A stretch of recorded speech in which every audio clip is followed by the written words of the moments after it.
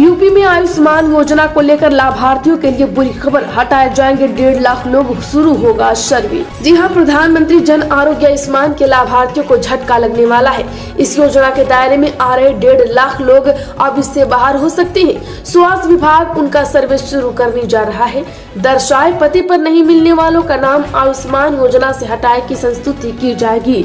साथ ही ऐसे लोगों को भी योजना के दायरे से बाहर कर दिया जाएगा जिनके नाम का सत्यापन आधार के मुताबिक नहीं हो सकेगा। यूपी सरकार ने देर रात 11 IAS अफसरों का किया तबादला, 5 जिलों के डीएम भी बदले। यूपी सरकार ने रातों रात प्रशासनिक व्यवस्था में बड़ा फेरबदल किया है। 10 IPS के बाद अब 11 IAS अफसरों के भी तबादले कर दिए हैं। इनमें 5 जिलों के डीएम को भी बदला गया है। अयोध्या, सोनभद्र, देवरिया, औरैया व बदायूं में नए जिलाधिकारियों की तैनाती की गई है। उत्तर प्रदेश में बाढ़ का खतरा और बढ़ा है। 14 से 15 जुलाई को होगी बारिश। इस दिन से कमजोर पड़ जाएगा मानसून। बता दें कि नेपाल के बैराजों से लगातार पानी छोड़े जाने और भारी बारिश की वजह से पूर्वांचल में राप्ती नदी का जलस्तर लगातार बढ़ रहा है। श्रावस्ती के काकड़धारी घाट व भिनगा, बलरामपुर, सिद्धार्थनगर के बासी, गोरखपुर के रिंगोली, बर्ड घाट पर राप्ती नदी का जलस्तर लगातार बढ़ रहा है। घाघरा बहराइच के बीक के घाट पर भी बढ़ रहा है। हालांकि यहाँ अभी भी खतरे के निशान से नीचे नदी बह रही है। शारदा नदी लखीमपुर खीरी के शारदा नगर में, सुहेली नदी मोतीपुर लखीमपुर खीरी में बढ़ रही है। आपको बता दें कि लगातार जितने भी गंगा नदी है उनका जलस्तर बढ़ रहा है। वहीं कन्नौज के गुमटिया, कानपुर देहात के अंकिन घाट, कानपुर नगर में, रायबरेली के डलमऊ, प्रयागराज के फाफा मऊ, मिर्जापुर, वाराणसी, गाजीपुर व बलिया में लगातार बढ़ रही है। उत्तर प्रदेश में कांग्रेस और सपा कर रही साजिश, अगली बार आएगी भाजपा सरकार। अपने बयान से पलटे भाजपा विधायक रमेश मिश्र और पूर्व मंत्री मोती सिंह। जिला जौनपुर से भाजपा विधायक रमेश मिश्र और पूर्व मंत्री मोती सिंह पूर्व में दिए गए अपने विवादास्पद बयान से पीछे हट गए हैं। रमेश मिश्र ने सोशल मीडिया अकाउंट पर एक वीडियो पोस्ट करते दावा किया है कि 2027 में भाजपा की सरकार बनती नहीं दिख रही है। अब उन्होंने कहा कि 2027 में योगी के नेतृत्व में भाजपा की सरकार बनेगी। वहीं मोती सिंह ने कहा कि कांग्रेस और सपा साजिश कर रहे हैं। भाजपा का कार्यकर्ता का लक्ष्य है कि भाजपा कितने आगे बढ़े। उत्तर प्रदेश में इन कर्मचारियों को भी लगानी होगी बायोमेट्रिक हाजिरी, वरना नहीं मिलेगी सैलरी। यूपी सरकार ने जारी किया आदेश। जी हाँ, यूपी सरकार प्रदेश के राजकीय माध्यमिक विद्यालयों में भी बायोमेट्रिक मशीन से हाजिरी को अनिवार्य कर दिया है।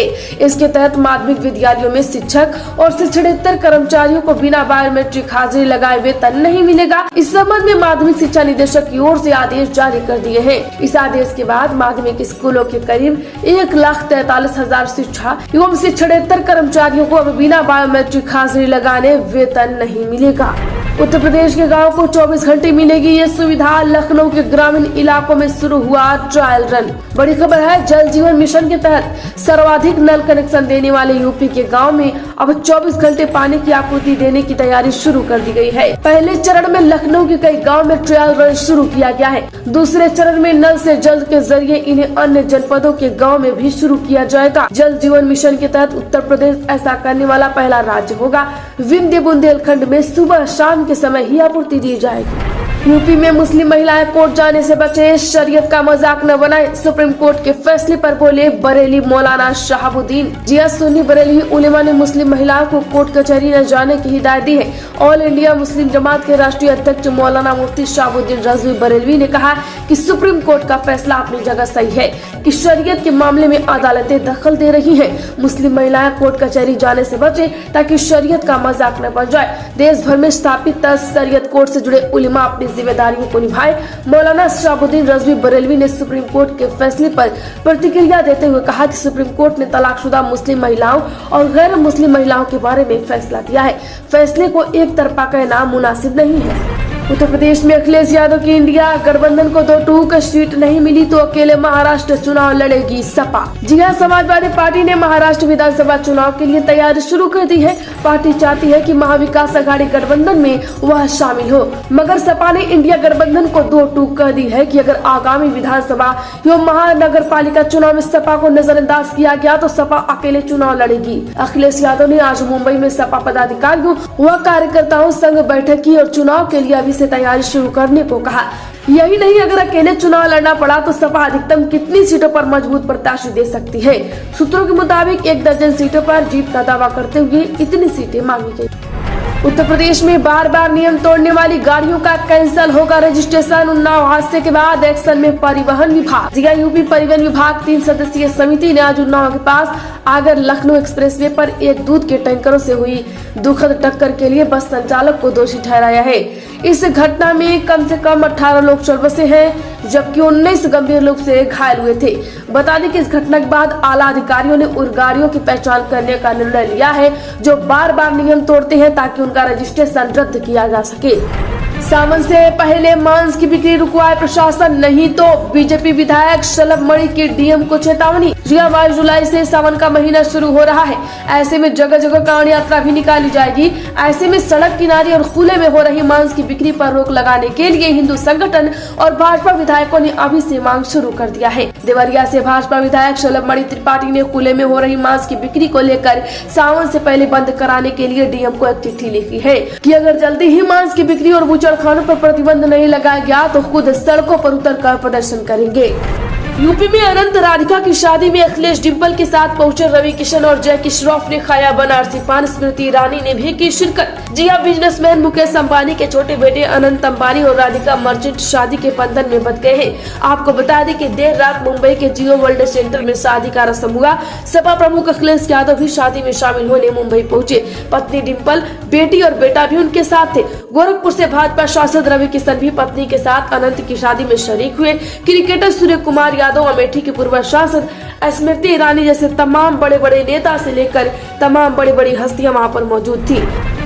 यूपी के परिषदीय स्कूलों में शिक्षकों के समायोजन प्रक्रिया पर रोक। हाईकोर्ट ने सरकार से मांगा जवाब। यूपी के परिषदीय स्कूलों में होने वाली समायोजन प्रक्रिया पर इलाहाबाद हाईकोर्ट की लखनऊ खंडपीठ ने रोक लगा दी है। यह आदेश न्यायमूर्ति मनीष माथुर ने याचिकाकर्ता पुष्कर सिंह चंदेल और अन्य की याचिका पर अधिवक्ता दिलीप कुमार मिश्रा और अमित मिश्रा की दलीलों को सुनने के बाद दिया है।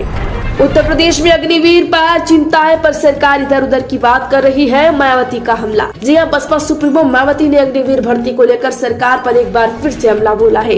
मायावती ने अपने एक एक्स हैंडल पर पोस्ट कर सरकार से सवाल किया है। मायावती ने अपने पोस्ट में कहा कि सेना में अग्निवीर के रूप में अल्पकालीन व अस्थायी भर्ती का मामला जन व देश हित से जुड़ा ऐसा मुद्दा है जिस पर लोगों की चिंताएं बरकरार है, किंतु सरकार महंगाई, गरीबी व बेरोजगारी आदि जैसे राष्ट्रीय समस्याओं की तरह इस मामले में भी केवल इधर उधर की बात कर रही है, जो क्या उचित है।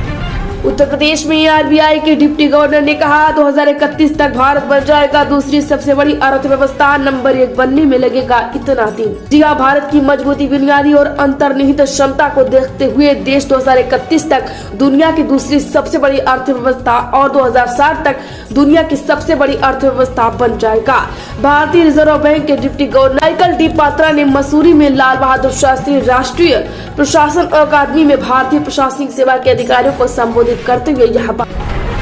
उत्तर प्रदेश में भाजपा कार्य समिति की बैठक आज शामिल होंगे जेपी नड्डा और योगी आदित्यनाथ। विधानसभा चुनाव तैयारियों की बनेगी रूपरेखा। जी हां, भाजपा की 1 दिवसीय प्रदेश कार्य समिति बैठक आज राजधानी के डॉक्टर राम मनोहर लोहिया विधि विश्वविद्यालय के अंबेडकर सभागार में होगी। बैठक में पार्टी के राष्ट्रीय अध्यक्ष जेपी नड्डा भी शामिल होंगे। इसमें राजनीतिक प्रस्ताव भी पारित करने के साथ ही 2027 में होने वाले विधानसभा चुनाव के रोड मैप और प्रदेश संगठन के आगामी कार्यक्रमों और अभियानों की रूपरेखा भी तय की जाएगी। इसके अलावा पार्टी के उन कार्यकर्ताओं और पदाधिकारियों को श्रद्धांजलि दी जाएगी जिनका निधन हो चुका है। उत्तर प्रदेश में सीएम योगी का एक और बड़ा फैसला। 20 उद्योग लगने का रास्ता साफ। 9,890 करोड़ रुपए का होगा निवेश। जी हां, यूपी में एक साल में 20 औद्योगिक परियोजना में 9,890 करोड़ रुपए के निवेश परियोजनाओं का रास्ता साफ हो गया है। योगी सरकार ने इस 20 निवेशक कंपनियों को उनके उद्योग के बदले रियायतें देने के लिए लेटर ऑफ कंफर्ट जारी कर दिए हैं। इनमें सर्वाधिक निवेश परियोजनाएं पूर्वांचल की हैं। इन कंपनियों को अब कई तरह की सब्सिडी व प्रतिपूर्ति के लिए तय रकम दी जाएगी।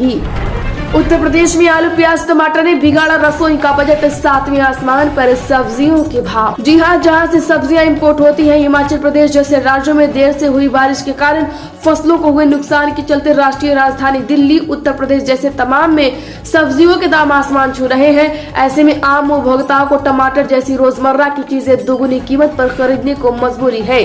थोक बाजारों में दुकानदारों ने बताया कि खास तौर पर आलू, प्याज और टमाटर जैसी रसोई की मुख्य वस्तुओं के साथ ही फूल गोभी, पत्ता गोभी और लौकी जैसी हरी सब्जियों के दामों में उछाल आया है।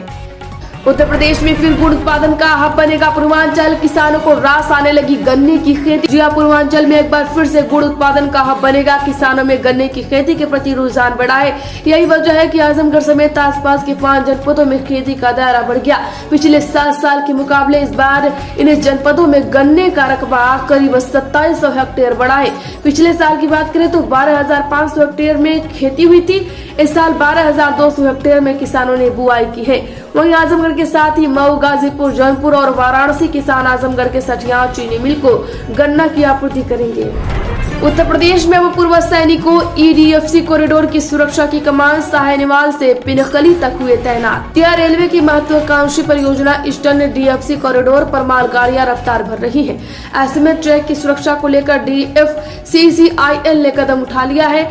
साहेनेवाल से पिलखनी तक DFC कॉरिडोर की सुरक्षा के लिए पूर्व सैनिकों को तैनात किया है। 200 सैनिक DFCCIL द्वारा अनुबंधित किए गए हैं, जो दिन रात में गश्त कर ट्रैक की सुरक्षा सुनिश्चित कर रहे हैं।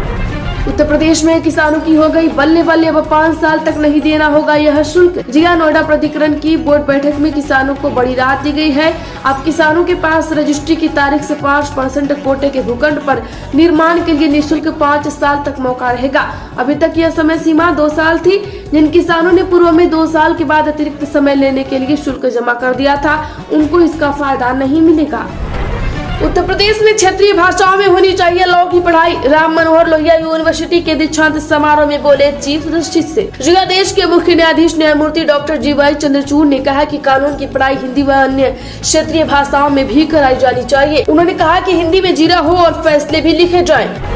मुसलमान कोई वोट डालने वाली मशीन है क्या? हम ATM भी नहीं की, क्या बोले असदुद्दीन ओवैसी। जिया ऑल इंडिया मंच से इत्तेहादुल मुस्लिमीन अध्यक्ष असदुद्दीन ओवैसी ने संसद में मुसलमानों के प्रतिनिधित्व को लेकर सवाल उठाए हैं। उन्होंने कहा कि महाराष्ट्र में OBC समुदाय के MP जीत कर आए, मगर एक भी मुसलमान सांसद नहीं जीता। ध्रुव राठी की बढ़ सकती है मुश्किलें, पुलिस ने दर्ज की FIR। ओम बिरला की बेटी से जुड़ा है मामला। जिया महाराष्ट्र की साइबर पुलिस ने यूट्यूबर ध्रुव राठी के पैरोडी अकाउंट की आपत्तिजनक पोस्ट को लेकर केस दर्ज किया है। लोकसभा अध्यक्ष ओम बिरला की बेटी के बारे में इससे फर्जी संदेश पोस्ट किया गया था। राज्य के साइबर विभाग के अनुसार ध्रुव राठी का नाम वाले अकाउंट से दावा किया गया है कि बिरला की बेटी ने संघ लोक सेवा आयोग की परीक्षा दिए बिना ही उसे पास कर लिया है।